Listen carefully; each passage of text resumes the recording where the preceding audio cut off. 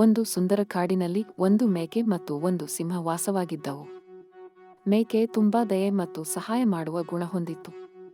ಆದರೆ ಸಿಂಹ ಮಾತ್ರ ತನ್ನ ಶಕ್ತಿಯ ಬಗ್ಗೆ ಅಹಂಕಾರದಿಂದ ಇತ್ತು, ಯಾರೊಂದಿಗೂ ಬೆರೆಯುತ್ತಿರಲಿಲ್ಲ. ಅದು ಯಾವಾಗಲೂ ತಾನೇ ದೊಡ್ಡವನು ಎಂದು ಭಾವಿಸುತ್ತಿತ್ತು. ಒಂದು ದಿನ ಸಿಂಹಕ್ಕೆ ಕಾಡಿನಲ್ಲಿ ದಾರಿ ತಪ್ಪಿತು. ಅದು ಎಷ್ಟೇ ಪ್ರಯತ್ನಿಸಿದರೂ ದಾರಿ ಸಿಗಲಿಲ್ಲ. ಸಿಂಹ ಭಯದಿಂದ ಗರ್ಜಿಸಿತು, ಆದರೆ ಅದರ ಅಹಂಕಾರದಿಂದಾಗಿ ಯಾರೂ ಸಹಾಯಕ್ಕೆ ಬರಲಿಲ್ಲ. ಆಗ ಮೇಕೆ ಸಿಂಹದ ಗರ್ಜನೆ ಕೇಳಿ ತಕ್ಷಣ ಅಲ್ಲಿಗೆ ಓಡಿಬಂದಿತು. ಮೇಕೆ ತನ್ನ ಬುದ್ಧಿವಂತಿಕೆಯಿಂದ ಸಿಂಹಕ್ಕೆ ಸರಿಯಾದ ದಾರಿ ತೋರಿಸಿತು. ಸಿಂಹಕ್ಕೆ ತನ್ನ ಅಹಂಕಾರದ ಬಗ್ಗೆ ನಾಚಿಕೆಯಾಯಿತು.